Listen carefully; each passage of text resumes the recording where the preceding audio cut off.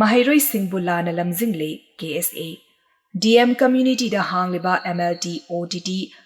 RID ki course sing asi Mahairoi Kayana Tambangam da Maongda Lady Basi Mahairoi Kunagi Yaifanabagi Damakta Chetpa Firef the Lebliba KSA na Kaidonunda Yabangam Loy Hari KSA gi Gerald Amana Haribana National Commission for Allied and Healthcare Profession ni Makada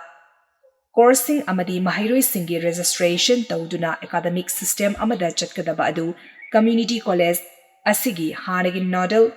Officer amasung hausik oiriba Nodal Officer Professor and Subhasandra namasagi daita yaudaba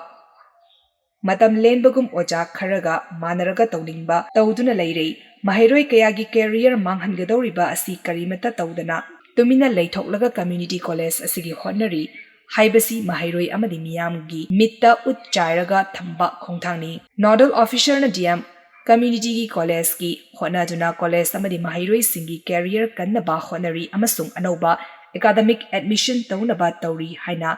electronic amasung print media da laurabasu DMU gi register na May Marida thokpa notification amana Align and Health Career Course sing da lariba VVOC MLT VVOC RIT VVOC OTT na chingba asi kumjalisngani kuntaruk ki oina competent authority na aiba pidriba fawa course sing asi leplagani haina Gerald thokrabani maram aduna Nodal Officer na chain chongba ngamloidaba oirabadi from thadok piro hairi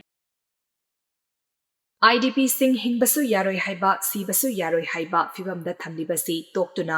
yumda atubada halanbiyu sunibala IDP sing hinge harabasu hingnabagi lambi piyu haiba tadaba yumda hanjinba yadrabanina sizaragi harabasu yaroi harabadi IDP sing karamna hingu haribano hingbasu yaroi haiba sibasu yaroi haiba tangkak amada laklibasi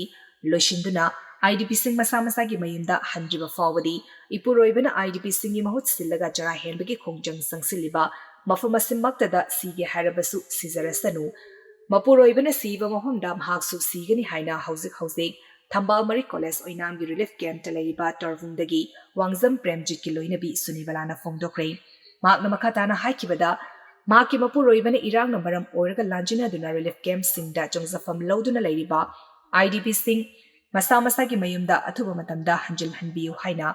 haukiba May Maridagi hauna si rifafawa Jara henbagi khongjang sangsilakiba asi ngasiga thana numit humni surei Mapuroibana changsilakiba jara henbagi khongjang asiga mari lenina Dr. Singh laktuna Mapuroibagi haksang check tawbada fibam ka hena soksile haina hospital da punaba honarakpada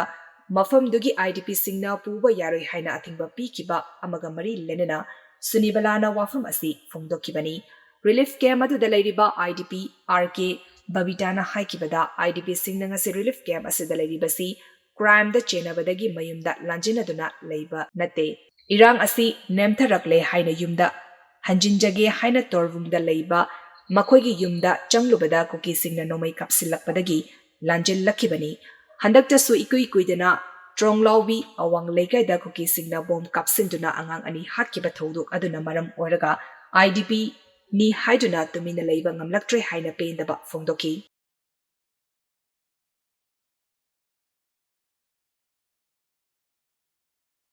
Security Force na lamdamasida santi amasung tangdu leitaba fibam purak napa honariba sing asigidamak thagatfam thoi Governor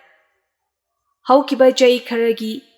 Matamsida Security Force na lamdamasida tangdu leitaba fibam purak napa ahing nungtil khaidana choktaba naidana honariba asigidamak Aikoina makoibu thagatfam thoi haina Manipurgi Governor Ajay Kumar Valana Imphal East ke Palace Compound da Telaba MSFDS ki auditorium da pangthokiba investiture ceremony for the Governor Unit Citation 2026 ki thoramga mari lenina fongdokre makna makatana haikibada lamdam asida tangdu leitaba nungayai fiba lamdam ama oinaba honabada makoina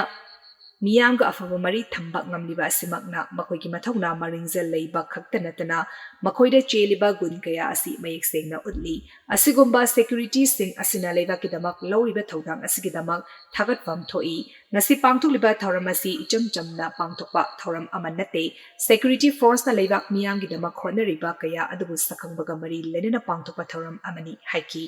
Loinena Security Force ki imung singi kathokpa amasung support sing adubusu singthaki thoram aduga mari lenena Chief Minister Yumnam Khemchana haikibada lamdam asida law and order ngak senba khakta natana tangdu leitaba lamdam ama oihennaba honabada security force na lawriba thodang asi singthaningai oi haukiba chahi lisangani kunhundagi me ahumdagi lamdam asida thokliba laibak thiba thodok asida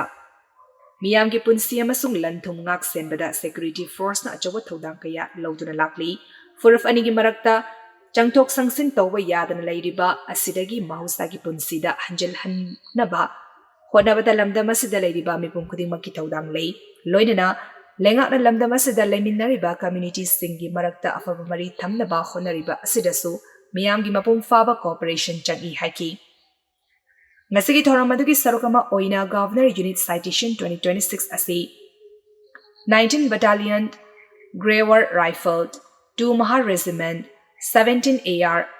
38 AR 40 AR 25 BRTF Kaksing District Police Senapati District Police Churchanpur District Police 10 Battalion BSF 143 Battalion CRPF da kutsinaki ngasigi thoramadada Deputy Chief Minister Losi Diko Home Minister Govidas Konthausam Tourism Minister KX Loken Civil Police Samadi Paramilitary Force ki makok thongba official kaya su sarugyaki